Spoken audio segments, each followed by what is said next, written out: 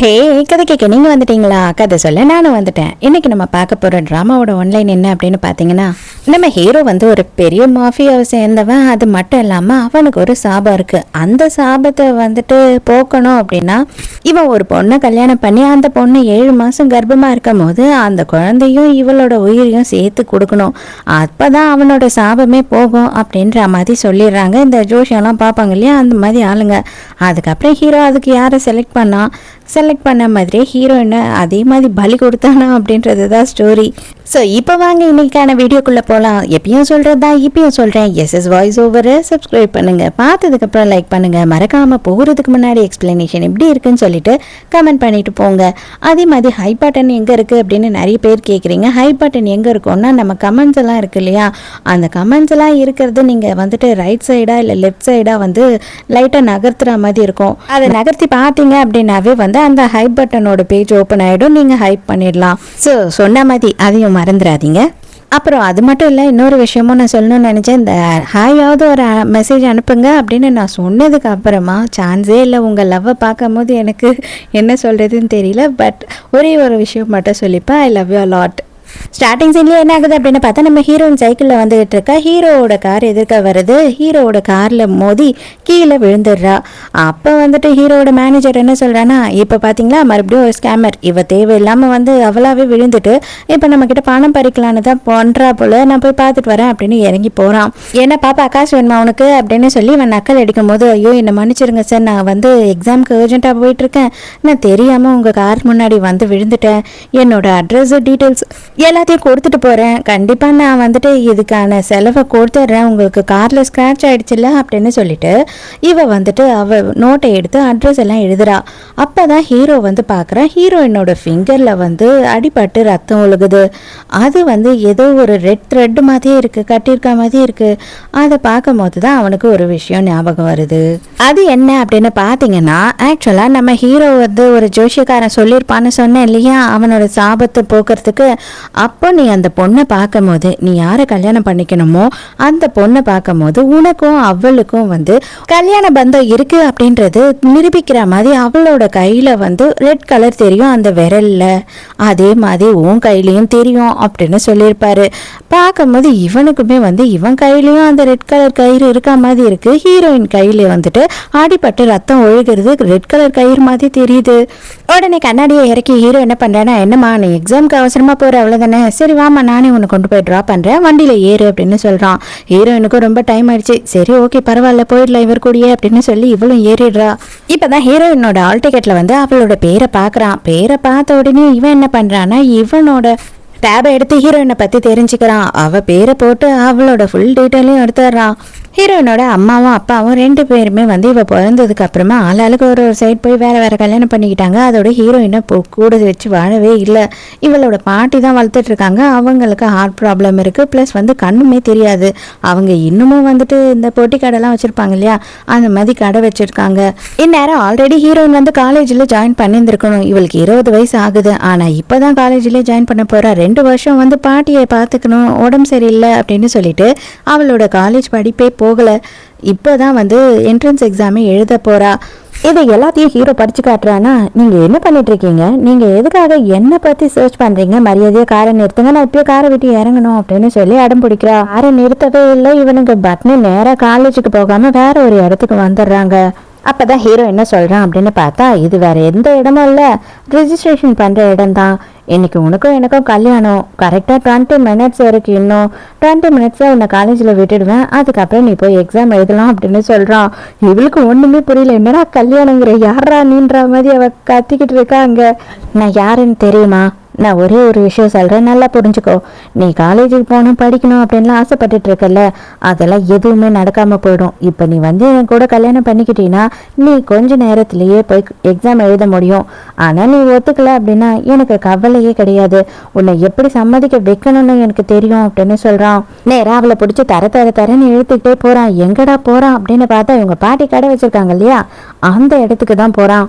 பாட்டி கடலை மிட்டாயெல்லாம் வித்துட்டு இருப்பாங்க போல. நேரம் அங்கே போயிட்டு எனக்கும் என்னோட கேர்ள் ஃப்ரெண்டுக்கும் கடலை மிட்டாய் தெரியா பாட்டி அப்படின்னு சொல்லி கேட்குறான். அவங்களும் ஹாப்பி ஆகிட்டு நிறைய வாங்கிக்கோப்பா, எனக்கும் காசு நிறைய தேவைப்படுது அப்படின்னு சொல்கிறாங்க. இவ ப்ளீஸ் தயவு செஞ்சு அவங்கள எதுவும் பண்ணிடாத அப்படின்னு சொல்லி கெஞ்சிக்கிட்டு இருக்கா.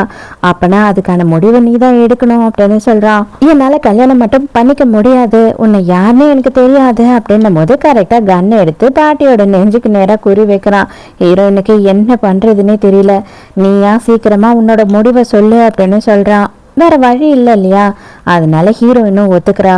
ஒரு வழியா ஹீரோக்கும் ஹீரோயினுக்கும் கல்யாணமே முடிஞ்சது. அந்த லைசன்ஸை யாரா பார்த்துக்கிட்டு இருக்கா அப்படின்னு பார்த்தா இந்த ஆள் தான் ஜோஷியர் போல. இவர் என்ன சொல்றாருன்னா, நல்லதா போச்சு, கல்யாணம் முடிஞ்சிடுச்சு, ஏன்னா நமக்கு நேரம் குறைஞ்சிக்கிட்டே வருது அப்படின்னு சொல்றாரு. அந்த ஆள் என்ன சொல்றான் அப்படின்னு பார்த்தா, நமக்கு நேரம் குறைஞ்சிக்கிட்டே போகுது, இந்த 3 விளக்கு இருக்கு இல்லையா, இந்த 3 விளக்கு 1 வருஷத்துக்கு உனக்கு கேரண்டியா எரிஞ்சுக்கிட்டே இருக்கும், இது அணையாம நாங்க பாத்துக்குவோம்.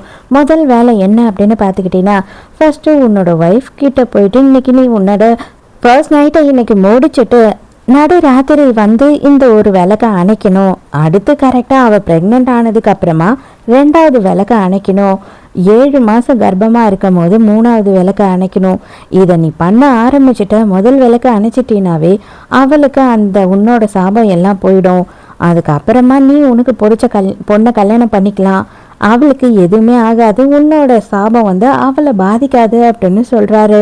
ஆனால் பார்த்துக்கோப்பா, உனக்கு நான் மறுபடியும் ஒரு வாட்டி கூட சொல்கிறேன், நீ விளக்கு அணைச்சி ஆரம்பித்து வச்சிட்டீனாவே இதை முடிச்சே ஆகணும். இல்லை அப்படின்னா நீயும் சரி, உன்னை கல்யாணம் பண்ணிக்க போகிற பொண்ணும் சரி, உங்கள் உயிருக்கு உத்தரவாதம் இல்லை, அதுக்கப்புறம் உங்கள் லைஃப்பில் என்ன வேணாலும் நடக்கலாம் அப்படின்னு சொல்லி தலையில் குண்டு தூக்கி போட்ட மாதிரி சொல்லிடுறாரா.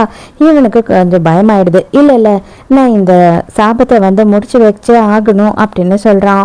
ஹீரோ கிளம்பி நேராக வந்து வீட்டுக்கு போகிறான். வீட்டுக்கு போகும்போது தான் அவங்கள நாங்கள் எக்ஸாம் எழுத வச்சுட்டோம், எக்ஸாம் முடிஞ்ச கையோட அவங்களையும் அவங்க பாட்டியும் கூட்டிகிட்டு வந்து சேஃபாக இங்கே வச்சுட்டோம், இப்போதைக்கு வந்துட்டு உங்கள் ஒய்ஃப் உங்கள் ரூமில் தான் இருக்காங்க அப்படின்னு சொல்கிறான். ஹீரோயினை தேடினபடியே ரூம்குள்ளே போகிறான். ரூம் பார்த்தா இருட்டாக இருக்குது, யாரோ பின்னாடி வந்து கன்னு வைக்கிறாங்க.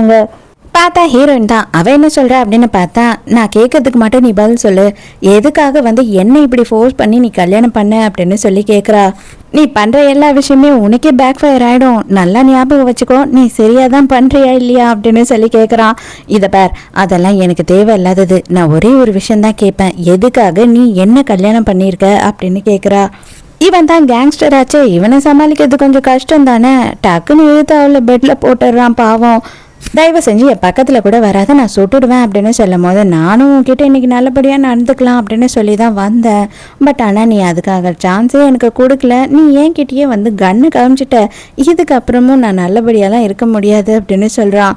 ஹீரோயின் சுட்டுடுறா. பார்த்தா அதில் புல்லட்டே இல்லை. பாத்தியா, நான் தான் சொன்னேன்ல, கண்டிப்பாக இது உனக்கு பேக் ஃபயர் தான்ட்டு. இப்போ தான் என்ன சொல்கிறான் அப்படின்னு பார்த்தா, இது காலையிலேருந்தே நான் லோட் பண்ணவே இல்லைன்னு சொல்கிறான். அவங்க பாட்டியை கூட புல்லட்டே இல்லாத கன்னை வச்சு தான் மிரட்டினா போல். அது தெரிஞ்ச உடனே ஹீரோயினுக்கு செம்ம அப்செட் ஆகிடுது. அதுக்கப்புறம் என்ன பண்ணுறான்னா, ஹீரோயினை ஃபோர்ஸ் பண்ணி ரேப் பண்ணுறான். அதோட அவன் என்ன பண்ணுறான் அப்படின்னு பார்த்தா, ரெஸ்ட் ரூம்க்கு போகிறான். ரெஸ்ட் ரூம்க்கு போன உடனேயே பார்த்தா அந்த ஆள் இருக்கான் இல்லையா, அந்த ஜோஷியர், அந்த ஆள்கிட்டேருந்து கால் வருது, சீக்கிரமாகவே வா, விளக்க அணைக்கிறதுக்கான நேரம் வந்துடுச்சு அப்படின்னு சொல்கிறான். வெளியில் வந்து பார்க்கும் போது தான் தெரியுது நம்ம ஹீரோயின் என்ன பண்ணிட்டு இருக்கான்னா, காலையில் சைக்கிள்லேருந்து கீழே விழுந்துட்டா இல்லையா, 2 முட்டிலையும் அடிபட்டுருச்சு, அதுக்கு மருந்து போட்டுட்டு உட்காந்துக்கிட்டு இருக்கான். இவன் வெளியில் வரான். கூட நான் போட்டு விடுறேன் அப்படின்னு சொல்கிறான். இதெல்லாம் ஒன்றும் தேவையில்ல, நீ ரொம்ப நல்லபடியாக என்கிட்ட நடந்துக்கிட்ட, இவ்வளோ நல்லவனாலாம் நடிக்க தேவையில்ல அப்படின்னு சொல்கிறா. நான் சொல்கிறதுக்கு நீ தலையை மட்டும்தான் ஆட்டணும், அதை விட்டுட்டு வேற எதிர்பேச்சே பேசக்கூடாது, மரியாதை உட்காரு அப்படின்னு சொல்லிட்டு இவனே என்ன பண்ணுறான்னா அவன் முட்டியில் மருந்து போட்டு விடுறான். உடனே என்ன பண்ணுறான்னா, எக்கச்சக்கமான கார்டு எடுத்து அவகிட்ட கடைசுறான். இதில் நிறைய காசு இருக்குது, எல்லாமே உனக்கு தான், பெரிய பெரிய கார் வாங்கிக்கோ, பங்களா வாங்கிக்கோ, உனக்கு என்ன வேணுமோ எல்லாத்தையும் வாங்கிக்கோ, ராஜ மரியாதையோடு என்னோட பொண்டாட்டியாக வாழு அப்படின்னு சொல்கிறான். ஹீரோயினை பொறுத்த வரையில் ஒரு விஷயம் கன்ஃபார்ம் ஆயிடுச்சு, இவன் கிட்ட இருந்து இப்போதைக்கு தப்பிக்க முடியாதுன்னு சொல்லிட்டு. அதனால இவன் என்ன பண்ணுற அப்படின்னு பார்த்தா, எனக்கு இதெல்லாம் தேவை கிடையாது, எனக்கு காசெல்லாம் வேணாம், எனக்கு 3 கண்டிஷன் மட்டும்தான் இருக்குது, அதுக்கு நீ ஒத்துக்கிட்டீங்கன்னா உண்மையாகவே நான் நல்லபடியாக உன் கூட வாழறேன் அப்படின்னு சொல்றா. சொல்ல அதையும் தான் கேட்போம் அப்படின்னு சொல்லும் போது, என்னோட பாட்டி தான் எனக்கு ரொம்ப முக்கியம், என் பாட்டியை நீ நல்லபடியா பாத்துக்கணும், அவங்களோட மெடிக்கல் செலவு எல்லாத்தையும் பண்ணணும், என் பாட்டி எனக்கு வந்து என் கூட ரொம்ப நாள் வாழணும் அப்படின்னு சொல்லும் போது, அதெல்லாம் கவலைப்படாத, அவங்களுக்காகவே வந்து டாக்டர் நர்ஸ்னு தனியாவே போட்டு நான் பாத்துக்கிறேன், அவங்களுக்குன்னு ஒரு வீடியோ நான் அரேஞ்ச் பண்றேன் அப்படின்னு சொல்றான். கண்டிப்பா வந்து நான் படிக்க போவேன் அப்படின்னும் போது, படிக்கணுமா ஆசையா இருக்கா, சரி ஓகே ஒன்றும் பிரச்சனை இல்லை, நீ என்ன மேஜர் எடுக்கிற அப்படின்னு சொல்லி கேட்கும்போது, அதை பற்றியெல்லாம் நீ கவலைப்படாத, அது என்னோட பர்சனல் அப்படின்னு சொல்கிறா. ஓ அதை பற்றி அப்போ நான் கவலைப்படக்கூடாது, அப்போ அதை பற்றி நம்ம இப்போ பேச வேண்டாம் அப்படின்னா வேற எதுனா பண்ணுவோமா அப்படின்னு சொல்கிறான். இல்லை இல்லை நானே சொல்கிறேன், எனக்கு மெடிசன் படிக்கணும்னு ஆசை, அது மட்டும் இல்லாமல் பெரிய ரிசர்ச்சர் ஆகணும்னு ஆசை, ஒரே ஒரு விஷயந்தான் என்னோட வாழ்நாள் லட்சியமே, நம்ம வந்து சாதாரணமாக வாழ்ந்தோம் செத்தோம் அப்படின்னு இல்லாமல் நான் ஏதாவது ஒரு விஷயத்த கண்டுபிடிக்கணும், நான் செத்ததுக்கு அப்புறமும் என்னோட பேர் அந்த விஷயத்தை பற்றி பேசிக்கிட்டே இருக்கணும், அதுதான் என்னோட ஆசை அப்படின்னு சொல்கிறா. சரி ஓகே, மூணாவது விஷயம் என்ன அப்படின்னு கேட்கும்போது, மூணாவது விஷயம் என்னன்னா, தயவு செஞ்சு இந்த மாதிரி என்கிட்ட வந்து ரொம்ப மோசமாக பிஹேவ் பண்ணாத, எனக்கு பிடிக்கல, நீ ஏன் வந்துட்டு அப்ரோச் பண்ணினா நானே ஓகே சொல்லிடுவேன் அப்படின்னு சொல்கிறான். அவனுக்கே ரொம்ப அசிங்கமாயிடுது, அங்கேருந்து எழுந்து போயிடுறான். அந்த ஆள் தான் நடுராத்திரியே வர சொன்னான் இல்லையா, அதனால நடுராத்திரியே கிளம்பி ஹீரோ வந்து அந்த இடத்துக்கு விளக்கு அணைக்கிறதுக்காக போயிடுறான். ஹீரோவோட மனசை ஏதோ ஒன்று தடுத்துக்கிட்டே இருக்கு, அதாவது வந்துட்டு அவ சொன்ன எல்லாமே மைண்டுக்குள்ள ஓடுது, அதுவும் அவ ரொம்ப படிக்கணும் அப்படி இப்படின்னு கனவோட வாழ்ந்துட்டு இருக்க பொண்ணையே நம்ம அழிக்க போறோமா அப்படின்னு சொல்லி ரொம்ப ஃபீல் பண்றான். இப்பதான் ஹீரோவோட லவ்வரை காட்டுறாங்க.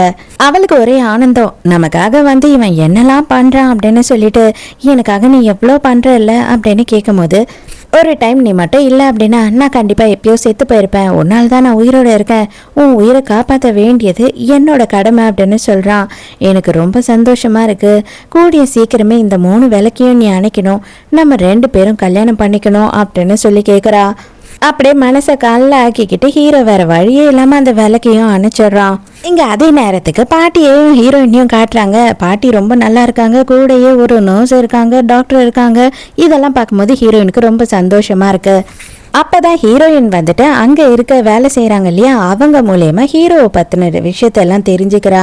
ஹீரோக்கு வந்துட்டு யாருமே இல்லை, சொந்தக்காரங்க இருந்தும் அவனை பார்த்துக்க மாட்டாங்க, அப்பா அம்மா 2 பேருமே ஒரே நேரத்துக்கு இறந்து போயிட்டாங்க, இவனை வளர்க்குறதுக்கு கூட யாரும் இல்லை, சின்ன வயசுலேயே இது எல்லாமே நடந்துடுச்சு, சொந்தக்காரங்கெல்லாம் வந்து நீ அன்லக்கி, அதனால தான் வந்துட்டு உங்கள் அப்பா அம்மா 2 பேரும் இறந்து போயிட்டாங்க, நீ எங்கள் பக்கம் கூட வந்துடாத, உன்னோட பேட் லக்கெல்லாம் எங்களுக்கு வந்துடும் அப்படின்னு சொல்லி அடிச்சே துரத்திருக்காங்க சின்ன வயசில். இதை எல்லாத்தையும் அவன் ஃபேஸ் பண்ணதுனால தான் இவ்வளோ முரட்டுத்தனமாக இருக்கான் போல அப்படின்னு ஹீரோயின் தோணுது. பாவம், அவன் வாழ்க்கையில் ரொம்ப கஷ்டப்பட்டிருக்கான், இதுக்கப்புறம் அவனை கஷ்டப்பட விடக்கூடாது, நம்ம பாட்டியை இந்த அளவு அவன் பார்த்துக்கிறான் அப்படின்ற பட்சத்தில் அவனை நம்ம பார்த்துக்கணும் அப்படின்னு சொல்லி ஹீரோயின் ஆசைப்படுறா. ஹீரோயினுக்கு சின்ன வயசுலேருந்து வந்து டைரி எழுதுகிற பழக்கம் இருக்குது. அவள் வந்து டைரியில் இவளுக்கு நடந்த கல்யாணத்தை பற்றி, அதுக்கப்புறம் ஹீரோவுக்கும் இவளுக்கும் நடுவில் என்னெல்லாம் நடந்தது அப்படின்றத பற்றி, ஹீரோவோட லைஃப்பை பற்றி எல்லாம் எழுதியிருக்கா. டக்குன்னு உள்ள வந்த ஹீரோ என்ன பண்ணுறான் அப்படின்னு பார்த்தா, அவன் வந்துட்டு ஒரு கார்டை கொடுக்குறான். அதில் என்ன இருக்குன்னா, ஹீரோயினோட அட்மிஷன் ஃபார்ம். இந்த ஊர்லேயும் வந்து பெரிய மெடிக்கல் காலேஜில் இவளுக்கு அட்மிஷன் வாங்கி கொடுத்துருக்கான். அட எப்படிரா அப்படின்ற மாதிரி ஹீரோயின் கேட்கும் போது உடனே அவன் என்ன சொல்கிறான்னா, அந்த மெடிக்கல் காலேஜுக்கு நான் தான் பெரிய இன்வெஸ்ட் பண்ணுறேன், அதனால நான் யாரை சொன்னாலும் அவங்க உள்ள மெடிக்கல் காலேஜில் சேர்த்து தான் ஆகணும் அப்படின்னு சொல்கிறான். ஹீரோயினுக்கு இது ரொம்ப பெரிய ரெஸ்பான்சிபிலிட்டி, அது ரொம்ப பெரிய காலேஜு, எனக்கே பயமாக இருக்குது அப்படின்னு சொல்கிறா. இவன் மனசு பூராவும் வந்து அந்த விளக்க அணைச்சிட்டு வந்தான் இல்லையா, அவ்வளோதான், ஹீரோயினுக்கு அந்த மொத்த சாபமும் ஸ்டார்ட் ஆயிடுச்சு. அதே நினைப்பாவே இருக்கு, ரொம்ப வருத்தப்பட்டுக்கிட்டே இருக்கான் மனசுக்குள்ள. அதே நேரத்துக்கு ஹீரோயின் என்ன பண்ணுறான்னா, ஹீரோவை சந்தோஷப்படுத்தணும் அப்படின்னு நினைக்கிறா இல்லையா, அதனால வந்துட்டு ரொம்ப பாசமாக இருக்கா மாதிரி பேசுகிறா. நான் என்ன சொல்கிறேன் அப்படின்னா, உங்களுக்கு வந்து குழந்தைங்கள்லாம் பிடிக்குமா, ஃபேமிலியாக இருக்கிறது உங்களுக்கு பிடிக்குமா அப்படின்னு கேட்கும் போது, இவனே ஹீரோயினை ப்ரெக்னென்ட் ஆகணும்னு தானே வெயிட் பண்ணிட்டு இருக்கான், அதனால இவன் அப்படியே ஷாக்காக பார்த்துக்கிட்டு இருக்கான். இல்லை ஒரு நாள் ஃப்யூச்சரில் நமக்குன்னு ஒரு ஃபேமிலி இருக்கும், நமக்குன்னு குழந்தைங்க இருப்பாங்க, அதுக்காக தான் கேட்டேன், அப்போ உங்களுக்கு ஒரு ஃபேமிலி வந்துச்சுன்னா நீங்களுமே மாறிடுவீங்க அப்படின்னு சொல்கிறா. இதுக்கு மேலே இதெல்லாம் என்னால் லேட் பண்ண முடியாது, எனக்கு இப்போயே குழந்தை வேணும் அப்படின்னு சொல்கிறான். அதுக்கு ஹீரோயின் இல்லை நான் இப்போ தான் காலேஜ் ஜாயின் பண்ண போகிறேன், முடியவே முடியாது அப்படின்னு சொல்கிறா. என்னோட காலேஜ் தான், நீ கவலையப்படாத, நீ பிரெக்னெண்ட்டாக கூட காலேஜுக்கு போகலாம், அது மட்டும் இல்லாமல் குழந்தை பெற்றுட்டு கூட போய்க்கலாம் அப்படின்னு சொல்லிட்டு ஹீரோயினை ஃபோர்ஸ் பண்ணுறான். நைட்டு ஹீரோ தூங்கிட்டு இருக்கும்போது அவனோட லைஃப்பில் என்னெல்லாம் நடந்ததோ அவனுக்கு கனவுல வந்து பயங்கரமாக தொல்லை கொடுக்குது. அவனால் நிம்மதியாக தூக்கம் கூட தூங்க முடியல, பயங்கரமாக ஃபீல் பண்ணி கதறி அழ ஆரம்பிச்சிடுறான். ஹீரோ அலண்டு அடித்து எழுந்து உட்காடுறான். உடனே ஹீரோயினுமே எழுந்துடுறா. இவளுக்கு தான் இப்போ எல்லா விஷயமும் தெரிஞ்சிடுச்சு இல்லையா, அதனால வந்து ஹீரோ வந்து சமாதானப்படுத்துறா. நீங்கள் கவலையப்படாதீங்க, இதுக்கப்புறம் உங்களை நான் தனியாக விடவே மாட்டேன், நான் மட்டும் இல்லை கூடிய சீக்கிரம் நம்மளோட குழந்தை அப்படி இப்படின்னு சொல்லி நம்ம ஒரு ஃபேமிலியாகவே ஒன்றாவே இருப்போம் அப்படின்னு சொல்கிறா. ஹீரோக்கு அப்படியே குற்ற உணர்வு அதிகமாகிட்டே போகுது. ஹீரோயின் ரொம்ப க்ளோஸ் ஆக பிடிக்காத ஒருத்தையை கல்யாணம் பண்ணிட்டு வந்துட்டா அவன் நெருக்கமாக மாட்டா அப்படின்னு சொல்லி இவன் நினைச்சா. இவ என்னன்னா அவளுக்கு வந்து ஃபேமிலியே இல்லை அப்படின்றதுனால இவளுமே வந்து நமக்குன்னு யாருன்னா கிடைப்பாங்களா அப்படின்னு இருந்தா போல ஹீரோ கிட்ட ரொம்பவே ஒட்டிக்கிட்டா. அதனால ஹீரோ வீக் ஆக ஆரம்பிச்சிட்டான். மறுநாள் காலையில் வேலைக்காரங்க வந்து ஹீரோயினுக்கு சில டேப்லெட்ஸ் எல்லாம் எடுத்துகிட்டு வந்து கொடுக்குறாங்க. அதாவது ப்ரெக்னென்ட் ஆக போகிறோம் அப்படின்னு சொல்லிட்டு வெயிட் பண்ணுறாங்க இல்லையா, அவங்கெல்லாம் சாப்பிடுவாங்க அந்த டேப்லெட்டு. ஹீரோவுக்கும் வர வர ஹீரோயின் கூட இருக்க அவள் மேலே ஃபீலிங்ஸ் அதிகமாகுது. அதுக்கப்புறம் இவனோட குற்ற உணர்வு அதிகமாகுது. அவள் எதிர்க்க இருக்கவே அவன் வந்து கூனி குறுகி போகிறான். நைட்டு இவளோட ஸ்கூல் ரீயூனியன்னு சொல்லிட்டு மெசேஜ் வருது. அதுக்காக கிளம்பி போயிட்டு இருக்கா. அப்போ ஹீரோ கால் பண்ணுறான். என்கிட்ட சொல்லாமல் கொள்ளாமல் நீ எங்கே கிளம்பி போகிற அப்படின்னு கேட்குறான். காலேஜ் ரியூனியன் போகிறேன் அப்படின்னு சொல்கிறாளா. உடனே இவன் காண்டை காத்துறான். அவங்க யாருமே ஒன்று சின்ன வயசுலேருந்து ஒழுங்காகவே ட்ரீட் பண்ணல அப்படின்னு சொல்லி கேள்விப்பட்டேன், எல்லாருமே புள்ளி பண்ணுவாங்கன்னு சொல்லி கேள்விப்பட்டேன், அவங்கள போய் பார்க்க போகிறேன் அப்படின்னு கத்துறான். இல்லை என்னோட டிப்ளமா சர்டிஃபிகேட் ஒன்று அவங்கக்கிட்ட இருக்குது, அவங்க அதை எடுத்து வச்சுக்கிட்டாங்க, அதை வாங்கிறதுக்காக தான் போகிறேன், நான் வாங்கிட்டு சீக்கிரமே வந்துடுவேன் அப்படின்னு சொல்கிறா. உடனே மேனேஜர்கிட்ட என்ன சொல்கிறான் அப்படின்னு பார்த்தா அங்கே இருக்க சிசிடிவி ஃபுட்டேஜை வந்து லைவாக எனக்கு கனெக்ட் பண்ண சொல்லு அப்படின்னு சொல்கிறான் ஹீரோ. நேராக ஹீரோயின் போன உடனே என்ன பண்ணுறா அப்படின்னு பார்த்தா அந்த சர்டிஃபிகேட்ஸ் எல்லாம் வச்சுருக்காங்க. அதில் அவளோடது எது அப்படின்னு சொல்லி பார்த்து எடுக்கிறா. எல்லாம் எதிர்பார்த்தது தானே, இவங்கெல்லாம் ஒழுங்காக ஹீரோயினை ட்ரீட் பண்ண மாட்டாங்கன்னு சொல்லிட்டு அதே மாதிரி தான் ஹீரோயினை பயங்கரமாக புள்ளி பண்ண ஆரம்பிக்கிறாங்க. அவளோட சர்டிஃபிகேட் எல்லாம் கிழிக்கிறாங்க. உனக்கெல்லாம் ஸ்கூல் படிக்கிறதுக்கே காசு கிடையாது, உங்கள் பாட்டி எங்கேயோ உட்காந்து பிச்சை எடுத்துக்கிட்டு இருக்காங்க, நீ என்னென்னா வந்து என்னவோ மெடிக்கல் காலேஜில் சேர்ந்து இப்போவே நாளைக்கு டாக்டர் ஆயிடுறாம சீனெல்லாம் போட்டுக்கிட்டு இருக்க அப்படின்னு சொல்லி ஹீரோயினை பயங்கரமாக கலாய்க்கிறாங்க எல்லாரும். அப்போ ஹீரோயின் என்ன சொல்கிறேன்னா, என் புருஷன் யாருன்னு உங்களுக்கு தெரியாது, தெரிஞ்சுது அப்படின்னா நீங்கள்லாம் என்ன ஆவீங்கன்னு எனக்கு தெரியாது அப்படின்னு சொல்கிறா. ஐயோ அப்படியா, எவன் அவன் புருஷன் அப்படின்னு கலாய்க்கிறாங்க. அப்போ கரெக்டாக ஹீரோயினோட பேக்கில் வந்துட்டு அந்த மாத்திரை இருக்கிறத பார்த்துடுறாங்களா. ஓ, நீ ப்ரெக்னென்ட் ஆகணும்னு ஆசைப்படுறியா இல்லை ஆல்ரெடி ப்ரெக்னென்ட் ஆகிட்டியா, யாரும் உன்னை கல்யாணம் பண்ணியிருப்பா, சான்ஸே இல்லை, உன்னை கல்யாணம் பண்ணுறதுக்கெல்லாம் எவனும் நல்லா வந்திருக்க மாட்டான், ஏதாவது சுகர் டேடியை தான் நீ கல்யாணம் பண்ணியிருப்ப, அவனுக்கு எப்படியும் 50-60 வயசாவது இருக்கும், கரெக்ட் தானே அப்படின்னு சொல்லிட்டு ஹீரோயினை எவ்வளோ அசிங்கப்படுத்த முடியுமோ அவ்வளோ அசிங்கப்படுத்துகிறாங்க. இதில் ஒருத்தன் ரொம்ப மேலே போய் என்ன பண்ணுறான் அப்படின்னு பார்த்தா, இது பேர் நீ என்ன ப்ரெக்னென்ட் ஆகணும் அவ்வளோதானே, அந்த கிழவனுக்கு குழந்தை பிறகுதா இல்லை எனக்கு குழந்தை பிறகுதான்னு தெரியவா போகுது, அதனால இன்னைக்கு ஒரு நாள் நைட்டு என் கூட இருந்துட்டு போ அப்படின்னு சொல்லி ஹீரோயினை ஃபோர்ஸ் பண்ணுறாங்க. கரெக்டான டைமுக்கு ஹீரோவோட ஆளுங்க ஹீரோ எல்லாருமே உள்ளே வராங்க. இவங்க ஏன் இங்கே வராங்க அப்படின்னு சொல்லி எல்லாரும் ஷாக் ஆகுறாங்க. என்னது அது இவ்வளோ டேப்லெட் எல்லாம் கீழே கொட்டியிருக்கு அப்படின்னு சொல்லி ஹீரோ கேட்கும்போது, ஐயோ அதெல்லாம் வந்துட்டு குப்பையில் போட வேண்டியது, இங்கே கொட்டிடுச்சு, நான் எடுத்து போட்டுடுறேன் அப்படின்னு சொல்கிறான் ஒருத்தன். உடனே போடு, ஆனால் உன்னோட வாயில் போடு, அதை மட்டும் நீ கீழே போட்ட உன்னை என்ன பண்ணுவேன்னே தெரியாது அப்படின்னு சொல்கிறான். உயிர் ரொம்ப முக்கியமாச்சே, அதனால வேற வழியே இல்லாமல் மொத்தத்தையும் வாயில் போட்டு வாந்தி எடுத்துக்கிட்டே ஓடுறான் அந்த இடத்த விட்டு. ஒருத்தி ரொம்ப மோசமாக மட்டமாக ஹீரோயினை கலாச்சிட்டு இருந்தால, அவளை என்ன பண்ணுறான் அப்படின்னு பார்த்தா, அம்மா மகராசி, உங்கள் அப்பாவோட கம்பெனிக்கே மொத்தமாக நான் தான் இன்வெஸ்ட்மெண்ட் பண்ணுறேன், ஆனால் இனிமேல் எதுவுமே கிடையாது, நாளைக்கே மொத்த காசையும் திருப்பி கொடுக்க சொல்லு அப்படின்னு சொல்லி கான்ட்ராக்ட் எல்லாம் எரிச்சிட்றான். அடே கண்ணா, நீ தானே வந்து குழந்தை கொடுக்க போறேன்னு சொன்னேன் என் பொண்டாட்டிக்கு, இனி உன்னோட லைஃப்ல குழந்தையே உனக்கு பிறகாது பாரு அப்படின்னு சொல்லிட்டு இப்பயே கொண்டு போய் உனக்கு ஆப்ரேஷன் பண்ணிடுங்க, யாருக்குமே இவன் குழந்தை கொடுக்க கூடாது அப்படின்னு சொல்லிடுறான். ஹீரோயினுக்கா ஆச்சரியம். இவன் என்ன நினைச்சுக்கிறானா, இவனுக்கு நம்ம மேல பயங்கரமான அக்கறை, பயங்கரமான லவ் அப்படின்னு நினைச்சுக்கிறா. அதுக்கு ஏற்ற மாதிரி வெளியில ஹீரோயினை கூட்டிட்டு வந்து உடனே சமத்திட்டு திட்டுறான். நான் அப்பயே சொன்னேனா இல்லையா, இந்த மாதிரி இடத்துக்கெல்லாம் போகாதுன்னு சொல்லிட்டு, உனக்கு எதுனா ஆயிருந்தா நான் என்ன பண்ணுவேன் அப்படின்னு சொல்றான். காரில் போகும்போது ஒரு பாக்ஸை கொடுக்குறான். என்ன அப்படின்னு பார்த்தா இவங்க 2 பேருக்குமே வந்து ரிங் வாங்கியிருக்கான். ஹீரோயினுக்கு அதை பார்த்து பயங்கர சந்தோஷம். கரெக்டாக ஹீரோ எடுத்து கையில் போட வரும்போது ஹீரோயின் ஸ்டாப் பண்ணுறா. ஏன் என்னத்துக்கு ஸ்டாப் பண்ணுற அப்படின்னு கேட்கும்போது, இன்னும் நம்மளோட உறுதிமொழியெல்லாம் நம்ம சொல்லவே இல்லையே, சர்ச்சில் பண்ணியிருந்தா அதெல்லாம் சொல்லியிருப்பாங்க, இப்போ நம்ம 2 பேரும் சொல்லலாம் அப்படின்னு சொல்கிறா. எனக்கு கரெக்டாக தெரியல. அவங்க என்ன சொல்லுவாங்கன்னா, கஷ்டத்துலேயும் நஷ்டத்துலேயும் சோகத்துலேயும் சந்தோஷத்துலேயும் எல்லாத்துலேயுமே வந்து உயிர் போகிற வரைக்கும் நம்ம 2 பேரும் ஒன்றா இருப்போம் அப்படின்னு சொல்லுவாங்கன்னு நினைக்கிறேன். அந்த மாதிரி தான் இவ சொல்லிட்டு இருக்கா. ஹீரோவும் திருப்பி சொல்கிறான். ஆனால் அவனுக்கு அப்படியே மனசெல்லாம் வலி எடுக்குது பயங்கரமாக. ஒரு வழியாக சொல்லி முடிச்சுட்டு 2 பேரும் ரிங்கியும் மாற்றிக்கிறாங்க. அப்படியே 2 மாதம் ஆகுது. நம்ம ஹீரோயின் வந்துட்டு டாக்டர் கிட்ட போகிறா. டவுட் வந்து பார்த்தா வந்து ப்ரெக்னெண்ட்டாக இருக்கா, கன்ஃபார்ம் ஆகிடுது. உடனே ஹீரோக்கு அதை ஃபோட்டோ எடுத்து அனுப்புகிறா. அப்போ தான் டாக்டர் என்ன சொல்கிறாங்க அப்படின்னு பார்த்தா, உனக்கு ப்ரெக்னென்சியில் ரொம்ப காம்ப்ளிகேஷன்ஸ் இருக்குமா, நீ ரொம்ப கேர்ஃபுல்லாக இருக்கணும். அது மட்டும் இல்லாமல் உன்னால் முடிஞ்சதுன்னா நீ எதுவுமே பண்ணாமல் வீட்லேயே ரெஸ்ட் எடு அப்படின்னு சொல்கிறாங்க. ஹீரோவும் அந்த மெசேஜை பார்த்துட்றான். மெசேஜை பார்த்த உடனே அவனுக்கு துளி கூட சந்தோஷம் இல்லை. இவ்வளோ சீக்கிரம் இது நடக்கும்னு நான் எதிர்பார்க்கல அப்படின்னு சொல்லி அவன் ரொம்ப ஷாக்காக இருக்கான். அந்த ஜோஷியக்காரன் கூடியே திரிவான் போல இருக்கு. அப்போனா இன்னைக்கு நைட்டு இன்னொரு வேலை காணிச்சிடலாம்ப்பா அப்படின்னு சொல்கிறான். அதே நேரத்துக்கு நம்ம ஹீரோயின் வந்து காம்ப்ளிகேஷன்ஸ் இருக்குன்னொன்னே பயம் வந்துடுது. கோயிலுக்கு போய் வேண்டிக்கலாம் அப்படின்னு சொல்லி அவள் கோயிலுக்கு போகிறா. இவ ஊதுவத்தியை ஏற்றும் போது அந்த ஸ்டாண்ட் இருக்கும் இல்லையா, மணல் மாதிரி இருக்கிறதுல குத்தி வைப்பாங்க. மொத்தமாக அது வந்து வெடிச்சு செதறி எல்லாமே கீழே விழுந்துடுது. இது ரொம்ப அபசகுணமாக இருக்குமா. உன்னோட டேட் ஆஃப் பர்த், உன்னோட பேர், அதுக்கப்புறம் உன்னோட குழந்தை என்னைக்கு பிறக்கும்னு சொன்னாங்க, அந்த டேட் ஆஃப் பர்த் எல்லாத்தையும் கொடுமா அப்படின்னு கேட்குறாரு. அதை பார்த்த உடனே என்ன சொல்கிறாரு அப்படின்னு பார்த்தா, உன்னோட டேட் ஆஃப் பர்த்தும் சரி குழந்தையோட டேட் ஆஃப் பர்த்தும் சரி நல்லா தான் இருக்குது. அப்போ கட்டாயம் உன்னோட ஹஸ்பண்ட் சைடில் இருந்து தான் ஏதோ பிரச்சனை. அவரோட பேரும் டேட் ஆஃப் பர்த்தும் கொடு அப்படின்னு கேட்குறாரு. ஹீரோவோட பேர் எழுதின உடனே அவர் பயந்து போய், அம்மா அவனுக்கெல்லாம் என்னால் பார்க்க முடியாது, நல்லதோ கேட்டதோ எதா இருந்தாலும் நீயே பார்த்துக்கோ, தயவு செஞ்சு இங்கேருந்து போயிடு அப்படின்னு சொல்லி வெளியில் தள்ளி கதவை சாத்திடுறாரு இவர். இங்கே அதே நேரத்துக்கு ஹீரோவை காட்டுறாங்க. ஹீரோ வந்து 2வது விளக்கு அணைக்கிறதுக்கு வந்துட்டான். ஆனால் அவனுக்கு மனசே வரல. இப்போ வேற அவள் வயிற்றுல குழந்தை வேற இருக்குல்ல, அவன் என்ன பண்ணுறதுன்னு தெரியாமல் அப்படியே யோசிச்சுக்கிட்டே நின்றுக்கிட்டு இருக்கான். பக்கத்துலேயே ஃபியான்சி இருக்கா. அவளுக்கு என்ன தோணுதுன்னா, கண்டிப்பாக இவன் இவ்வளோ யோசிக்கிறான்னா ஒரு வேளை அவகிட்ட விழுந்துட்டு இருப்பான், அவன் மேலே இவனுக்கு இன்ட்ரெஸ்ட் வந்துருச்சு, அதனால தான் இந்த அளவு அவன் யோசிக்கிறான் அப்படின்னு சொல்லி ஃபீல் பண்ணுறா. உடனே இவன் என்ன பண்ணுறான்னா, ஹீரோவை எமோஷ்னலாக டார்கெட் பண்ண ஆரம்பிக்கிறா, எமோஷ்னலாக பிளாக்மெயில் பண்ணுறா. நீ வந்து அவளை லவ் பண்ண ஆரம்பிச்சிடல, அவளை வந்துட்டு நீ ப்ரொடெக்ட் பண்ணுறல, அவளோட குழந்தையும் தான் இப்போ உனக்கு முக்கியமாக இருக்கு, என்னோட உயிர் உனக்கு முக்கியம் இல்லை. இவ்வளோ வருஷமாக உன்னை லவ் பண்ணி உனக்காகவே வெயிட் பண்ணிட்டு இருந்தேன். உன் மேலே இருக்க சாபம் போயிடுச்சுன்னா உன் கூட கல்யாணம் பண்ணி சந்தோஷமாக வாழணும்னு ஆசையில் இருந்தேன் அப்படி இப்படின்னு சொல்லி சீன் போடுறா.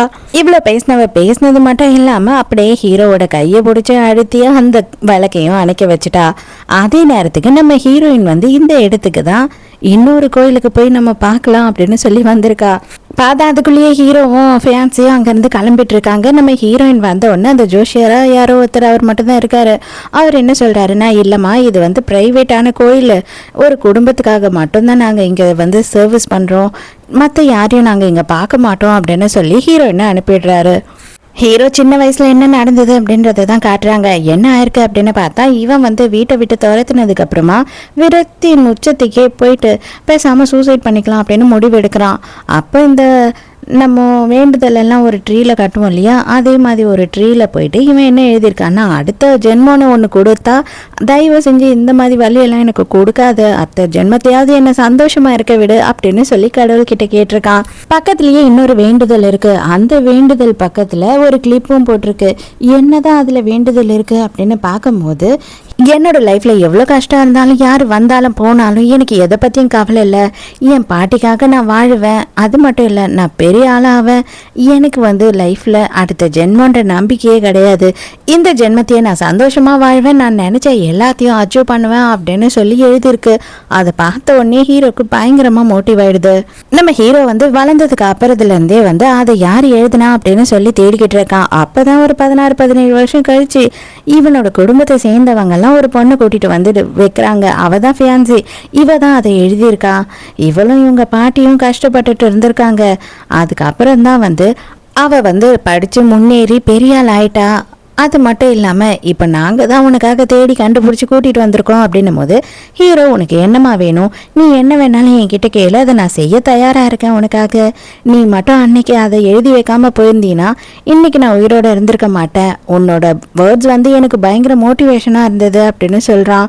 உடனே அவள் என்ன சொல்கிறான்னா, எனக்கு உன்னை கல்யாணம் பண்ணிக்கணும், எனக்கு உன்னை ரொம்ப பிடிச்சிருக்கு அப்படின்னு சொல்கிறா. ஹீரோயினும் ஹீரோவை பார்க்கறதுக்காக ஆசையாக வந்து நிற்கிறா, இவன் சந்தோஷப்படுவான் அப்படின்னு சொல்லி. ஆனால் அவன் எந்த ஒரு ரியாக்ஷனும் ஃபேஸில் காட்டல.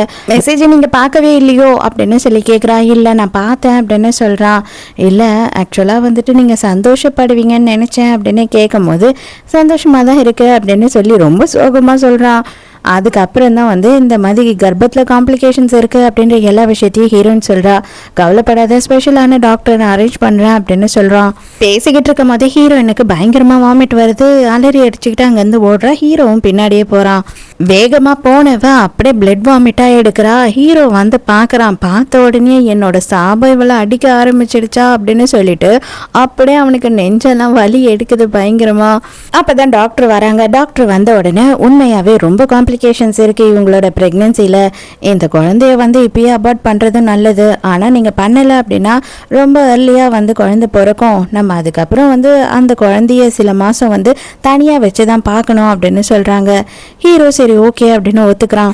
அதுக்கப்புறம் பார்த்தா தான் இந்த ஜோஷியரும் வந்திருக்கான். அவன் என்ன சொல்கிறான் அப்படின்னா, உன்னோட சாபம் வந்து உன் பொண்டாட்டியையும் உன் குழந்தையும் தாக்க ஆரம்பிச்சிடுச்சு. இன்னும் 7 மாதம் இல்லை, மொத்தமாகவே வந்து ஆல்ரெடி அவளுக்கு 3 மாதம் ஆயிடுச்சு. இன்னும் 4 மாதம் வெயிட் பண்ணால் போதும், எல்லாமே முடிஞ்சு போயிடும் அப்படின்னு சொல்கிறான். ஹீரோவுக்கு ரொம்ப கஷ்டமாக இருக்குது. நான் பண்ணவே மாட்டேன், அடுத்த தப்பை நான் பண்ண மாட்டேன் அப்படின்னு மனசுக்குள்ளே நினைக்கிறான். அதோட மறுநாள் காலையில் ஹீரோயின் எழுந்து பார்த்தா ஹீரோ பக்கத்தில் உட்கார்ந்தபடியே தூங்கிட்டு இருக்கான். இவன் ரொம்ப அக்கறையாக இருக்கான் நம்ம மேலே அப்படின்னு சொல்லி ஹீரோயினுக்கு சந்தோஷம். அதுக்கேற்ற மாதிரி ஹீரோவும் நைட்டு பூரா நீ ஒன்றுமே சரியா சாப்பிடல, இதான் சாப்பிடு அப்படின்னு சொல்லிட்டு சூப்பெல்லாம் ரெடி பண்ணி வச்சிருந்து ஊட்டி விட்டுட்டு இருக்கான். இதெல்லாம் பார்த்து நீ பயந்துருப்பல. ஆனால் தயவு செஞ்சு பயப்படாத. சில ப்ரெக்னன்சிலலாம் இந்த மாதிரி காம்ப்ளிகேஷன்ஸ்லாம் இருக்கும். நானும் உன்னோட குழந்தையும் சேஃபாக இருப்போம், கடைசி வரைக்கும் உன் கூட தான் இருப்போம் அப்படின்னு சொல்கிறா. இவ வேற வந்து ஹீரோ மேலே பயங்கர அட்டாச்மெண்ட் ஆயிட்டா. இதெல்லாம் பார்க்கும்போது ஹீரோக்கு அப்படியே என்னதான் பண்ணுறது, இவங்களை கொல்ல போகிறோமே நம்ம அப்படின்ற மாதிரி கஷ்டமாக இருக்கு. ஹீரோ வந்து அவங்க வீட்டில் வந்து ஒரு டின்னர் இருக்கு அப்படின்னு சொல்லி அவன் கிளம்புறான். ஆனா நானும் வந்தே ஆவேன் அப்படின்னு சொல்லி ஹீரோயினும் அடம் பிடிச்சி அங்க வரா. இப்பதான் வந்து நமக்கு ஒரு விஷயத்த காட்டுறாங்க. என்ன அப்படின்னு பார்த்தா ஆல்ரெடி ஹீரோயினுக்கு 7 மாசம் ஆயிடுச்சு. அதனால அந்த ஜோஷியக்காரனும் வந்து சீக்கிரமா விளக்க அணைன்னு சொல்லி ஹீரோ கிட்ட நிறைய வாட்டி சொல்லிட்டான். நீ உள்ள போய் சாப்பிட்டுட்டே இரு, நான் வந்துடுறேன் அப்படின்னு சொல்லி ஹீரோயினை விட்டுட்டு ஹீரோ மட்டும் எங்கேயோ போயிருக்கான். இவ இங்க உள்ள போனா அவங்க ஆல்ரெடி வந்து ஹீரோவை யாருக்குமே பிடிக்காது இல்லையா, எல்லாருமே ஹீரோயினை வித்தியாசமா பாக்குறாங்க. அது மட்டும் இல்லாம 2 பேருங்க உட்காந்துக்கிட்டு ஹீரோக்கும் ஃபியான்சிக்கும் கல்யாணம் பண்ணி வைக்கிறத பத்தி பேசிக்கிட்டு இருக்காங்க. அதை மொத்தத்தையும் ஹீரோயின் கேட்டுறா. என்னடா அது, அவனுக்கு கல்யாணம் ஆயிடுச்சு, ஒய்ஃப் இருக்கு, பிரெக்னெண்டா வேற இருக்கா அப்படின்னு தெரிஞ்சு இவங்க இதெல்லாம் பேசுறாங்கன்ற மாதிரி ஹீரோயின் யோசிக்கிறா. எல்லாருமே சாப்பிட போயிடுறாங்க. அதுக்கப்புறமா இந்த ஃபியான்சி வந்து ஹீரோயின் கிட்ட தனியா பேசுறா. நீ தான் ஹீரோவோட ஒய்ஃபா அப்படின்னு சொல்லி கேட்கும் போது ஹீரோயினும் ஆமான்னு சொல்றா. ஒரு வழியா அவனோட டாஸ்கை முடிச்சுட்டான் அப்படின்னு சொல்றாளா. ஹீரோயினுக்கு ஒண்ணுமே புரியல. என்ன நீங்க சொல்றீங்க, என்ன டாஸ்க் அப்படின்னு கேட்குறா.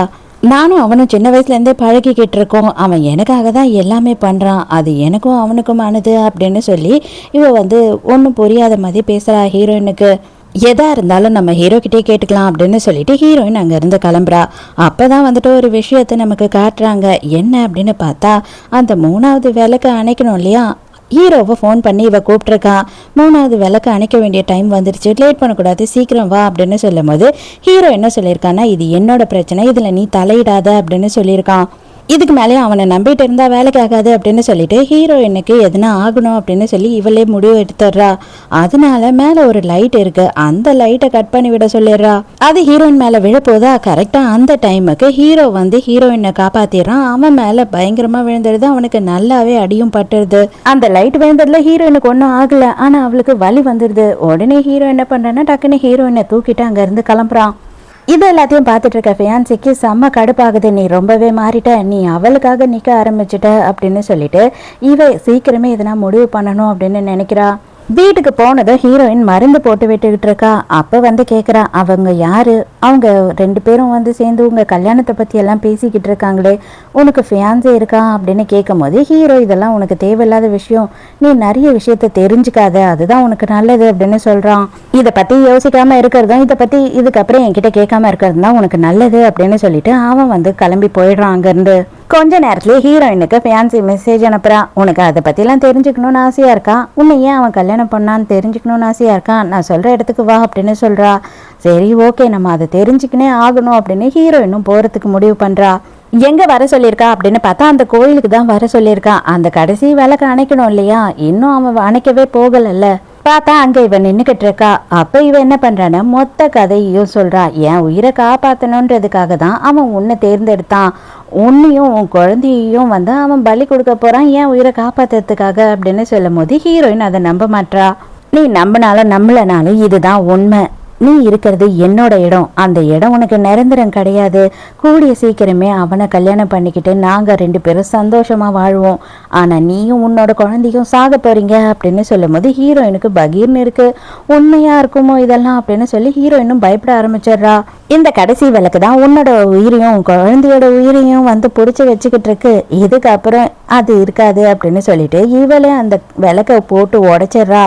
ஹீரோயினுக்கு இதெல்லாம் பார்த்த உடனே பயங்கரமா பயம் வந்துடுது. மேபி குழந்தை வந்து சீக்கிரம் பிறக்கும் அப்படின்னு சொன்னாங்க இல்லையா, அதே மாதிரி 7 மாசத்திலேயே வந்து இவளுக்கு பிரசவ வலி வந்து கீழே விழுந்து தவிக்கிறா. ஆனா அவ என்ன பண்றா அப்படின்னா அப்படியே ஹீரோயினை விட்டுட்டு அங்க இருந்து கிளம்பிடுறா. அதுக்கப்புறம் கடைசியா அங்க இருக்க வேலை ஆளுங்க எல்லாம் சேர்ந்து ஹீரோயினை ஹாஸ்பிட்டல்ல கொண்டு வந்து சேர்க்குறாங்க. ஆனா ஹீரோ வந்து இன்னமும் வீட்டுல தான் இருக்கான். ஹீரோயின் கிட்ட எல்லாத்தையும் சொல்லணும் அப்படின்னு அவனும் முடிவு எடுத்துட்டான். எப்படி அவகிட்ட சொல்றது, பேசாம லெட்டர் எழுதிடலாமா அப்படி இப்படின்னு அவன் ட்ரை பண்றான். அவனால முடியல. எப்படி நான் வந்து உன்னையும் உன் குழந்தையும் கொல்லறதுக்கு முயற்சி பண்ணேன்னு சொல்ல முடியும். ரொம்ப நேரம் கழிச்சு தான் எல்லாமே விஷயம் வந்து ஹீரோவுக்கு தெரிய வருது. அவங்க வந்து ஃபோன் பண்ணி சொல்றாங்க. உடனே இவனும் அவசர அவசரமா ஹாஸ்பிட்டலுக்கு போறான். பார்த்தா அவன் அங்க போறதுக்குள்ளேயே வந்து ஹீரோயினையும் குழந்தையையும் காப்பாற்ற முடியல அப்படின்னு சொல்லிடுறாங்க. அப்படியே அவன் மனசு உடைஞ்சு போய் அங்கேயே நின்றுட்டு இருக்கான். கடைசியா எல்லாத்தையும் சொல்லி அவகிட்ட மன்னிப்பு கேட்கணும்னு நினைச்சேன், ஆனா அது கூட முடியல அப்படின்னு சொல்லி யோசிக்கிறான். அவனால அவளோட முகத்தை பார்க்கறதுக்கு கூட தைரியம் இல்லை. ஆனா கையை பார்க்கறான், கையில அவன் போட்ட மோதிரம் இருக்கு. அவ்வளவுதான், அதை பார்த்த உடனே அங்கேயே மயங்கி விழுந்துடுறான். வீட்டுக்கு வந்து எல்லா விஷயத்தையும் பார்க்கும் போது அவன் வந்து குழந்தையையும் அவளையும் ரொம்ப மிஸ் பண்றான். இப்பதான் ஹீரோக்கு எவ்வளவு பெரிய தப்பு பண்ணிட்டோம் அப்படின்னு சொல்லி உணர்றான். கடைசியா ஹீரோயினோட ரூம்க்கு போறான். எப்பயுமே வந்து அவளுக்கு டைரி எழுதுற பழக்கம் இருக்கு இல்லையா, அந்த டைரியை எடுத்து வச்சு படிக்கிறான். படிக்கும் போதுதான் தெரிய வருது நம்ம ஹீரோயின் சின்ன வயசுல இருந்து அந்த மரத்துக்கு போயிட்டு அங்க அவளோட வேண்டுதல் எல்லாம் எழுதி வைப்பா. அப்போ அவ என்னென்ன வேண்டுதல்லாம் எழுதி வச்சிருக்கா அப்படின்ற எல்லாமே அதுல இருக்கு. நம்ம ஹீரோ படிச்சிருப்பான் இல்லையா, அந்த வேண்டுதலையும் அப்படியே எழுதி வச்சிருக்கா. டவுட் வந்ததுக்கு அப்புறமா மறுபடியும் எல்லாத்தையும் வந்து செக் பண்ண சொல்றான். கடைசியா மேனேஜர் வந்து உண்மைதான் சார், ஹீரோயின் தான் வந்து அந்த குட்டி பொண்ணு, உங்க ஃபேமிலியை சேர்ந்தவங்க வந்து அவங்களோட சொந்தக்கார பொண்ணை உங்களுக்கு கல்யாணம் பண்ணி வைக்கணும், உங்க சொத்தை அபகரிக்கணும்ன்ற காரணத்துக்காக உங்களை ஏமாத்திட்டாங்க அப்படின்னு சொல்றான். அவ்வளவுதான், கொலை வெறி ஆயிடுறான் ஹீரோ. அதே நேரத்துக்கு வீட்டுல காட்டுறாங்க. இவங்களுக்குலாம் பயங்கர சந்தோஷம், அவனோட சாபம்லாம் எப்படியோ போயிடுச்சு, அந்த பொண்ணும் அந்த குழந்தைய சேர்த்துட்டாங்க, நீ அவனை கல்யாணம் பண்ணிக்கிட்டேன்னா இப்ப மொத்த சொத்தம் நம்மளோட ஃபேமிலிக்கு தான் அப்படின்னு சொல்லி பயங்கரமா சந்தோஷத்துல எல்லாரும் சிரிச்சுக்கிட்டு இருக்காங்க. இவன் தான் நம்ம ஹீரோவோட சித்தப்பங்காரன், இவ சித்திக்காரி. எல்லா விஷயமும் தெரிஞ்சு நேரா துப்பாக்கியோட ஹீரோ இந்த இடத்துக்கு வந்து நிக்கிறான். இவ்வளவு நேரம் ஆனந்தமா இருந்த மூஞ்செல்லாம் இப்ப டென்ஷன் ஆகி கதற ஆரம்பிக்கிறாங்க. தயவு செஞ்சு பொறுமையாரு, டென்ஷன் ஆகாத, என்னவா இருந்தாலும் சரி பேசி தீர்த்துக்கலாம், நாங்க உன்னோட ஃபேமிலி, எல்லாமே உன் நல்லதுக்காக தான் பண்ணோம் அப்படின்னு சொல்றாங்க. ஹீரோ கேட்குற மாதிரியே இல்லை, என் பொண்டாட்டியும் போயிட்டா என் பிள்ளையும் போயிட்டா, நீங்களாம் உயிரோட இருந்து என்ன பண்ண போறீங்க அப்படின்னு சொல்றான். கண்ணை எடுக்கிறான். சார மறையும் அவனுக்கு யாரெல்லாம் சுடணும்னு நினைக்கிறானோ அவங்க எல்லாரையும் சுட்டு தள்ளுறான். அதோட நேரா வந்துட்டு அவளோட கல்லறைக்கு போறான். உனக்கு என்ன மாதிரியான ஒரு துரோகம் நடந்ததோ அது எல்லாத்துக்கும் நான் பழி வாங்கிட்டேன். ஆனா இந்த உயிர் இருக்க வரைக்கும் உன்ன மாதிரி எவ்வளோ பிள்ளைங்க ஆசைப்படுவாங்க இல்லையா முன்னேறணும்னு நினைச்சு, அந்த மாதிரி பிள்ளைங்க எல்லாரையும் வந்து நான் முன்னேற்ற போறேன், அதுக்காக மட்டுமே நான் உயிர் வாழ போறேன் அப்படின்னு சொல்லி ஹீரோயினோட கல்லறை முன்னாடி சபதம் பண்றான். ஹீரோயினோட பாட்டிக்கு உண்மை தெரிஞ்சு கதறி கதறி அழுதுகிட்டு இருக்காங்க. அப்ப அந்த கோயிலை சேர்ந்தவங்க ஒருத்தர் வராங்க. அவங்க வந்த உடனே என்ன சொல்றாங்கன்னா, நீங்க கவலைப்படாதீங்க, உங்க பேத்தி உயிரோட தான் இருக்கா, ஆனா சில பல காரணத்தால அதை வெளியில சொல்ல முடியாது, நீங்க என் கூட வாங்க அப்படின்னு கூட்டிட்டு போறாங்க. அதுக்கப்புறம் காட்டுறாங்க நம்ம ஹீரோயின் வந்துட்டு ஒரு வீட்டுல இருக்கா. அங்க பாட்டியை கூட்டிட்டு போறாங்க.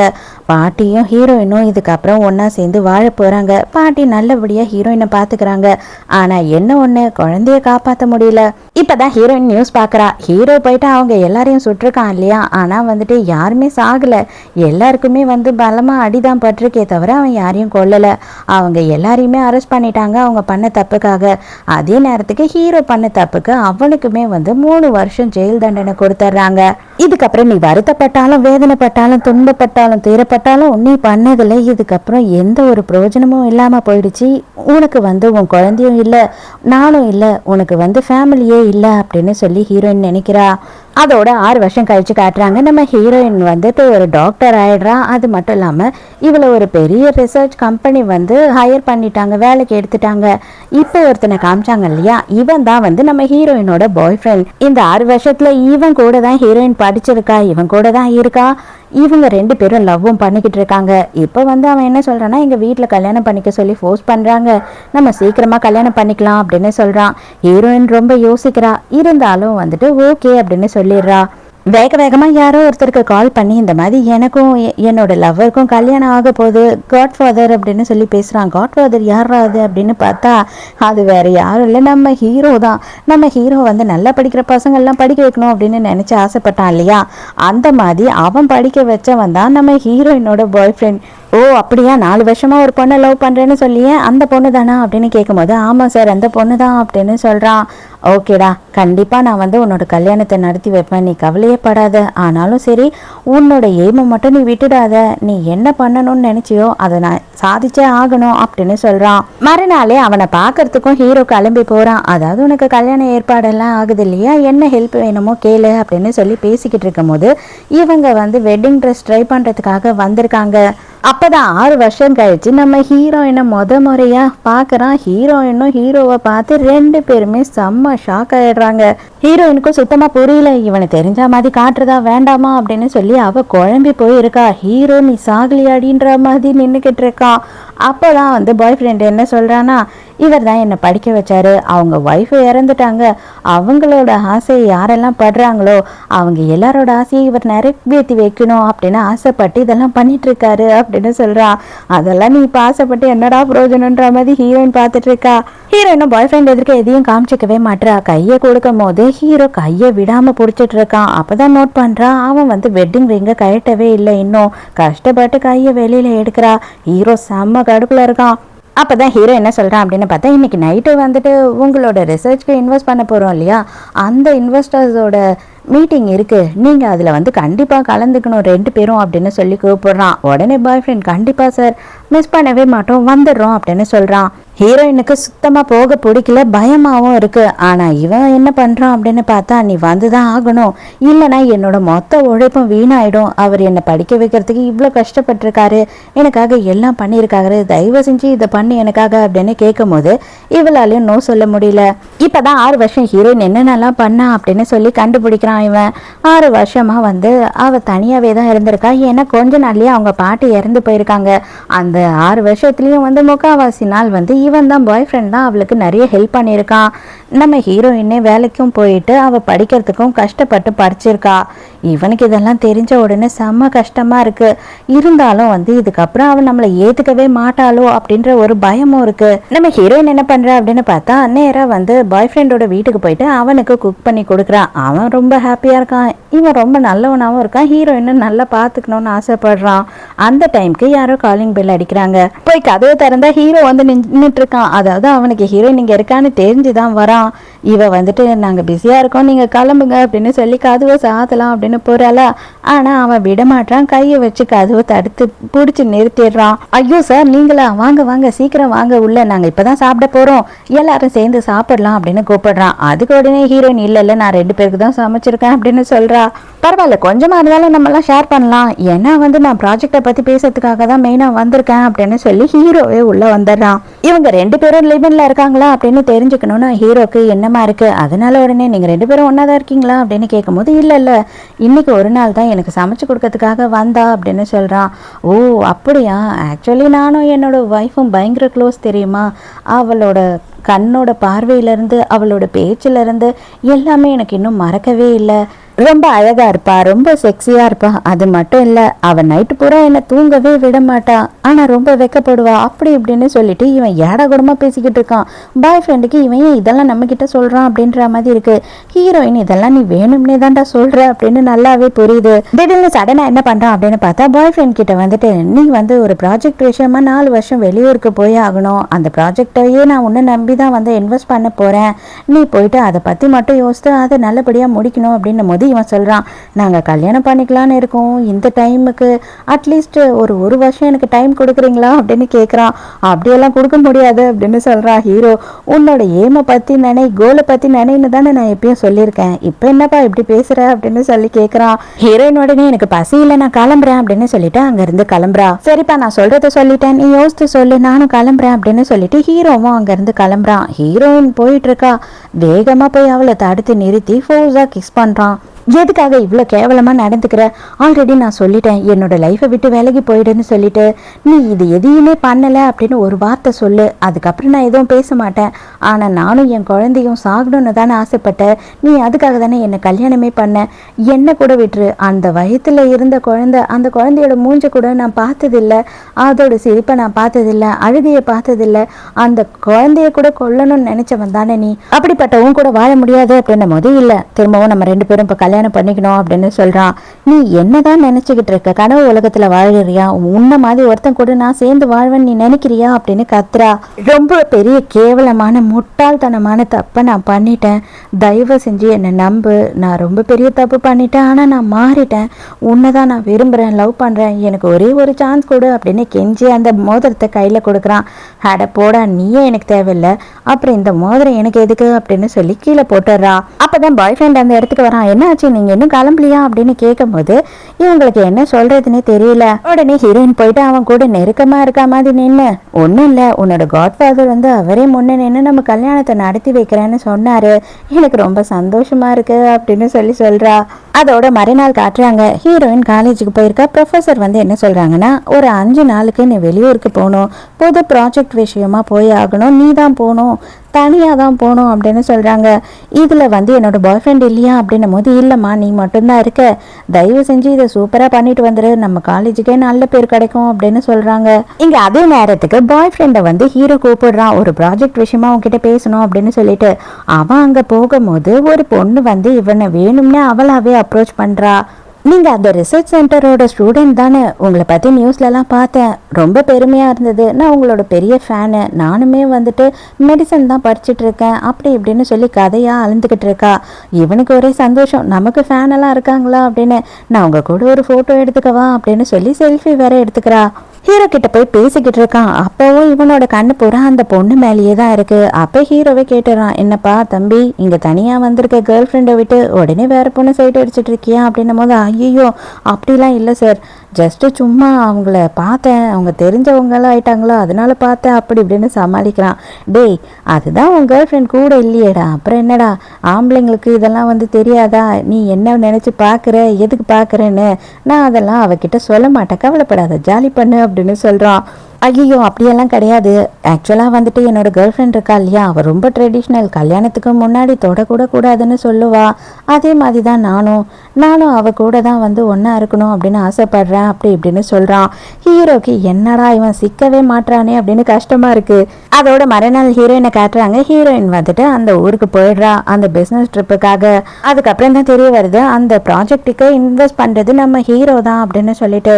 இவளுக்கு செம ஆத்திரம், இப்பயே அங்கேருந்து கிளம்பிடலாம் அப்படின்னு நினைக்கிறா. ஏன் ஒருத்த மேலே இருக்க கோவத்தில் நீ இங்கேருந்து உடனே கிளம்பி போயிடலாம் கோவமா, ஆனால் நல்லா யோசித்து பாரு, இந்த ப்ராஜெக்டால் மக்கள் வந்து எவ்வளோ பேர் பையன் அழிய போகிறாங்க தெரியுமா, அது மட்டும் இல்லாமல் உன்ன மாதிரி ஏழையான ஸ்டூடெண்ட்ஸுக்கும் நிறைய பேருக்கு வேலை கிடைக்க போகுது, அதை எல்லாத்தையும் நீ தூக்கி போட்டு போறியா உன்னோட பர்சனல் விஷயத்துக்காக அப்படின்னு சொல்கிறான். ஹீரோயினும் வேற வழியே இல்லாம அங்கேயே தங்கறதுக்கு முடிவு பண்றா. எனக்கு தெரியும்டி, என்ன சொன்னா நீ ஷாக் ஆவ, என்ன சொன்னா நீ ஆஃப் ஆவன்னு எனக்கு தெரியும் அப்படின்னு மனசுக்குள்ள நினைச்சுக்கிறான். பாய் ஃப்ரெண்டுக்கு ஒருத்தன் கால் பண்றான். அவன் என்ன சொல்றான் அப்படின்னு பார்த்தா, உனக்கு ஹீரோ துரோகம் பண்ணிக்கிட்டு இருக்கான், நீ வந்து அவனோட ப்ராஜெக்டோட டீட்டெயில்ஸ் எல்லாத்தையும் எனக்கு கொடு அப்படின்னு சொல்லும் போது, அதெல்லாம் முடியவே முடியாது, அவருக்கு நான் உண்மையா இருப்பேன், நீ யாரா இருந்தாலும் எனக்கு பரவாயில்ல அப்படின்னு போனை கட் பண்ணிடுறான். நைட்டு மீட்டிங்க்கு கிளம்புறாங்க. ஹீரோ வந்து என் கார்லயே என் கூட வா அப்படின்னு சொல்றான்.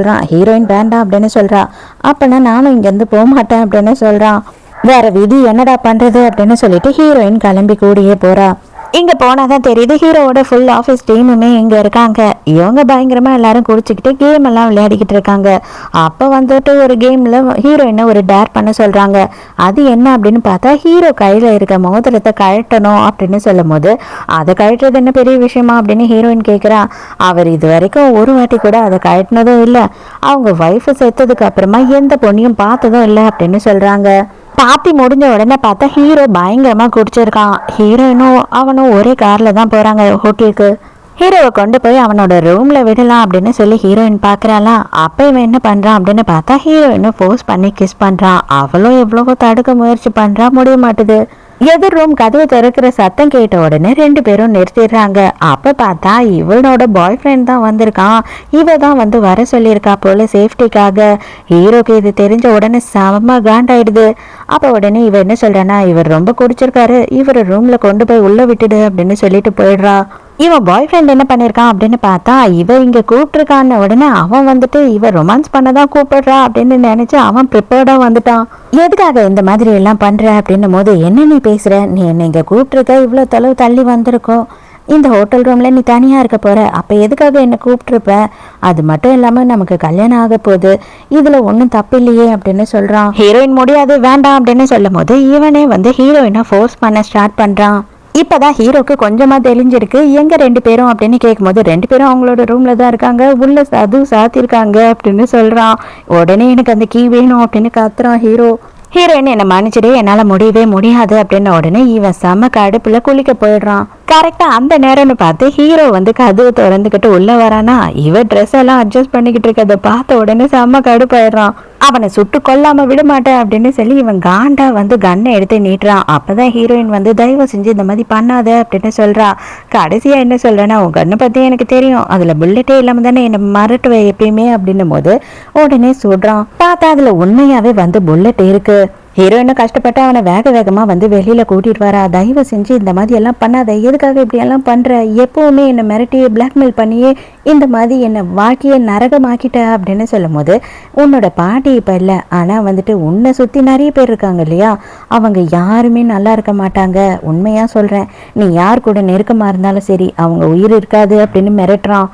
காண்டுல என்ன பண்றான் அப்படின்னு பார்த்தா ஹீரோயின் கிட்ட தப்பா நடந்துக்க ட்ரை பண்றான். ஹீரோயின் வந்துட்டு பலார்னு ஒண்ணு கண்ணத்திலேயே விடுறா.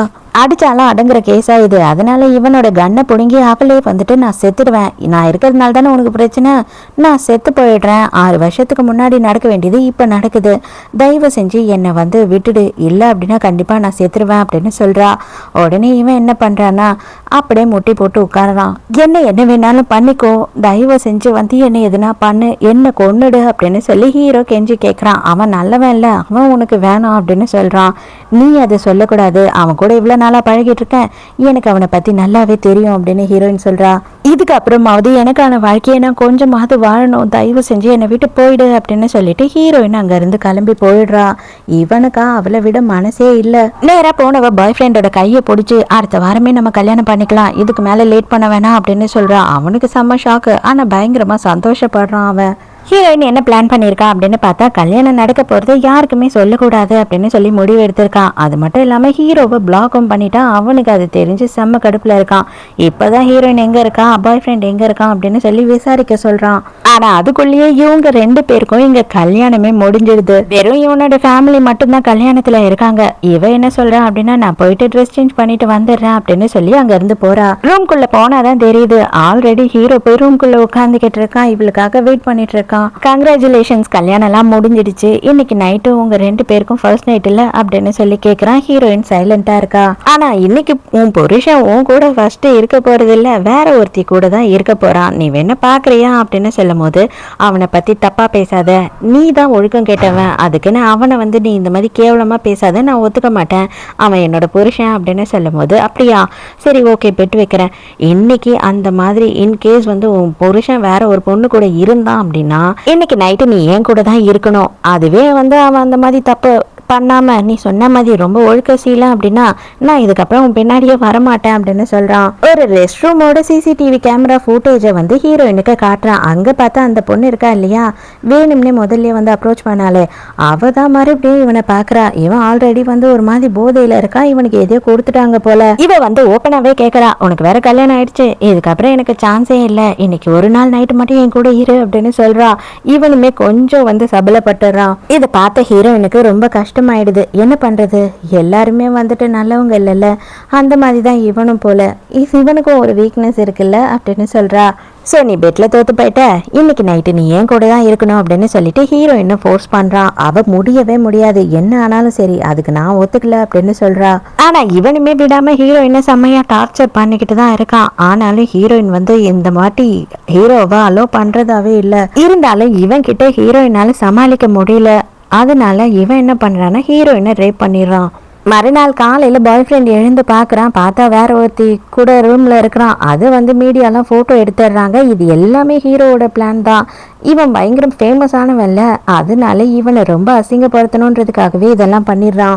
இவ்வளோ விஷயம் நடந்ததுனால இவனுக்கு வேலையும் போயிடுது. அதெல்லாம் வேற இவனுக்கு பயங்கரமா அப்செட் ஆயிடுது. அந்த டைமுக்கு ஆல்ரெடி ஒருத்தன் கால் பண்ணி ஹீரோவோட சீக்ரெட் எல்லாம் கொடுக்க சொன்னான் இல்லையா, அவன் மறுபடியும் கால் பண்றான். இது எல்லாத்தையும் பண்ணதே ஹீரோ தான், அதுக்கான ப்ரூஃப் எல்லாம் உனக்கு அனுப்பியிருக்கேன் அப்படின்னு சொல்லிட்டு அவன் சிசிடிவி கேமரா ஃபுட்டேஜ் ஃபோட்டோஸு அது இதுன்னு எல்லா ஆதாரத்தையும் இவனுக்கு அனுப்பிடுறான். அதோட ஹீரோயினுக்கு ரொம்ப உடம்பு முடியாம ஆயிடுது. ஹீரோ தான் கூடயே இருந்து பாத்துக்கிறான். அவளுக்கு அந்த அபார்ஷன் ஆயிடுச்சு இல்லையா, குழந்தை வயிற்றுல இறந்து போச்சு இல்லையா, அதனால அவளுக்கு வந்து ரொம்பவே வந்து அடிக்கடி வயிறு வலி வர்றது ப்ராப்ளம் அப்படின்ற மாதிரி இருக்கு போல. என்னதான் இவன் இந்த விஷயம் எல்லாம் பண்ணா கூட ஹீரோயினுக்கு மட்டும் பிடிக்கவே இல்லை. ஹீரோ மேல செம கொலவெறியில தான் இருக்கா. ஹீரோவை ஏத்துக்கிறதுக்கே தயாரா இல்ல. மறுநாள் ஹீரோவும் ஹீரோயினும் அங்க இருந்து கிளம்புறாங்க. அப்போ பாய் ஃப்ரெண்ட் வேக வேகமா ஓடி வரான். ஓடி வந்து அவன் வந்து ஹீரோயின் கிட்ட எல்லாத்தையும் சொல்றான்.